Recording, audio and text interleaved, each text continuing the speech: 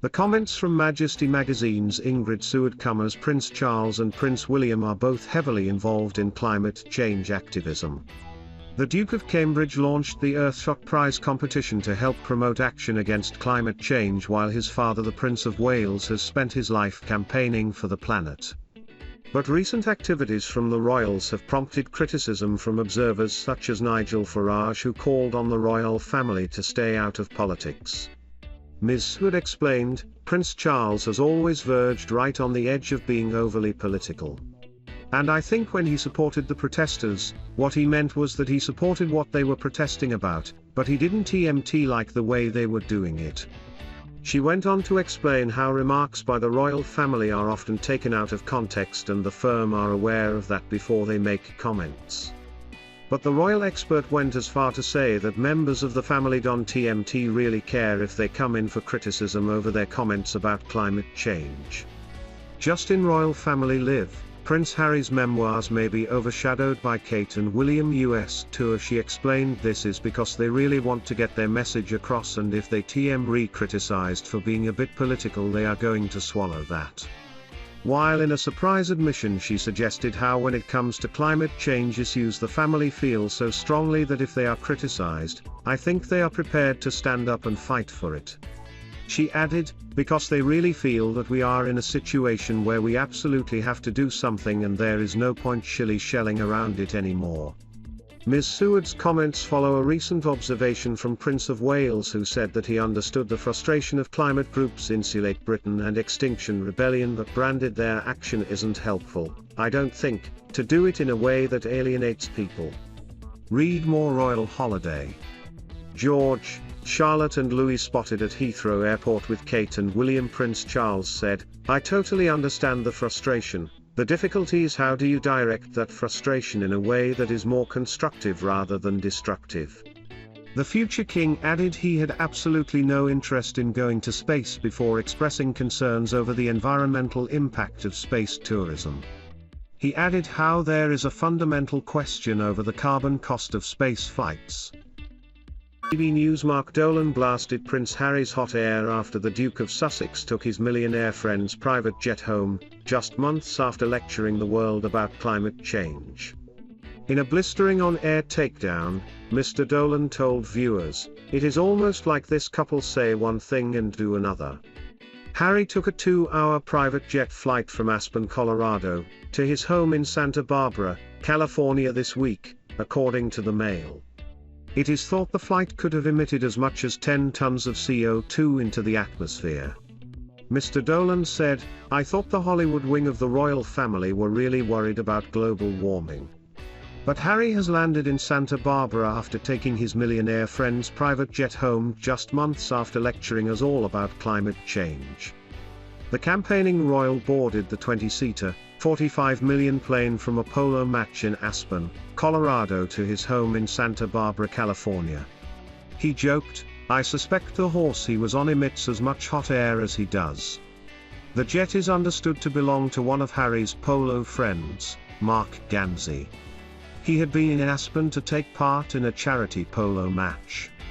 It was his first public appearance, first since his daughter Lilibet Diana was born on June 4. The backlash and ridicule to the trip was widespread, with royal author Tom Quinn telling The Sun, Harry seems to see himself as someone who guides the rest of the world and that his own behavior isn't TMT relevant. It is a huge blind spot. Fellow GB News host, Dan Wootton tweeted, you couldn't TMT make it up. Fake eco-warrior. Prince Harry takes yet another private jet flight, this time to go to a posh polo match. Just remember, this is a bloke hectoring us all about air travel. Given his actions, he should be roundly ignored. Diana Abbott blasts UK's plans to welcome Afghans fleeing Taliban, video. BBC poll, should licence fee be scrapped? Vote, POLL. Brexit. Live, meddling Barnier weighs in on fishing row. Live blog, Harry has previously railed against climate change, telling Oprah Winfrey on Apple TV earlier this year that it is one of the most pressing issues we are facing. He said, with kids growing up in today's world, pretty depressing, right? Depending on where you live, your home country is either on fire, it's either underwater, houses or forests are being flattened. It comes as Harry's father Prince Charles made yet another powerful intervention about climate change catastrophe. Charles once again urged business chiefs to join world leaders in the battle to avert climate catastrophe. Continued, Meghan must put it on that boy because he renounced his throne quicker than Eddie Murphy in Coming to America. The star added as the crowd laughed, "I can TMT believe they were talking about little Archie. How dark that little baby gonna be." Cedric stated the royals would need Archie around to teach them how to create social media content. As he continued, "They need little Archie. Charles can TMT dance, who else going to teach them how to TikTok? I can just see it now, baby Archie with the Queen, like come on Gammy." Trademark. He then pictured what it would be like if Queen Elizabeth and Archie made a TikTok together, the whole crown behind them like, "Okay your Majesty, I see you." Trademark. Josh O.T.M. Connor and some of the Crown cast were seen on camera looking sheepish as Cedric joked on stage.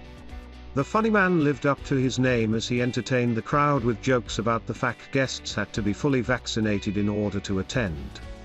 The Duchess of Sussex described the Queen as being really welcoming in one part, however, she also discussed how she felt upset after her son Archie was not made a prince. She claimed that there were multiple conversations and concerns about how dark her son's skin color would be. The statement left the TV presenter looking visibly shocked during their discussion. But she replied by saying there were several conversations surrounding her child's complexion. Meghan shared, "In those months, when I was pregnant, all around this same time, we had in tandem the conversation of he won't be given security, he won't be given a title. And also concerns and conversations about how dark his skin will be when he's born. That was relayed to me from Harry, that was from conversations that family had with him. It was really hard to see those as compartmentalized conversations," she added. Michael Fawcett, one of Prince Charles' trademark closest aides, has temporarily stepped down from his position as chief executive of the Prince TMS Foundation, after reports he fixed an honor for a Saudi tycoon. In the past, Sheikh Mahfouz Mareh Mubarak bin Mahfouz has made several six-figure donations to the Prince TMS Trust Foundation. He received a CB in 2016 from Prince Charles. However, over the weekend it was reported Mr. Fawcett had signed a letter offering to make an application for Mr. Mahfouz to be made a Knight, KBE, and to help support his hopes for British citizenship. The letter was dated August 2017, and acknowledges the Sheikh's ongoing and most recent generosity. A spokesman for the Prince of Wales said on Monday, "The Prince of Wales has no knowledge of the alleged offer of honours or British citizenship on the basis of donation to his charities and fully supports the investigation now underway by the Prince's Foundation." A spokeswoman for Prince TMS Trust said, "The Prince's Foundation takes very seriously the allegations that have recently been brought to its attention and the matter is currently under investigation.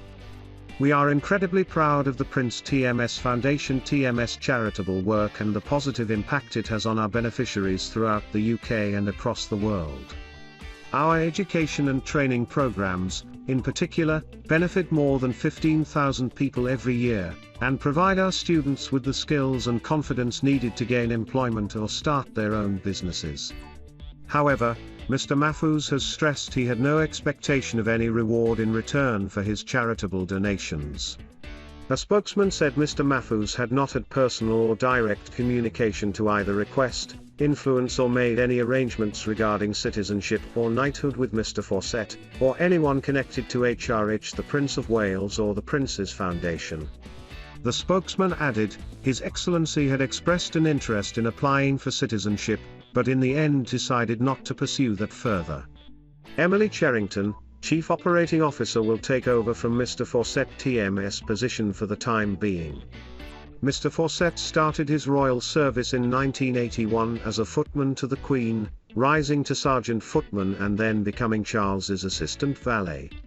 He was cleared of financial misconduct allegations over selling royal gifts in 2003.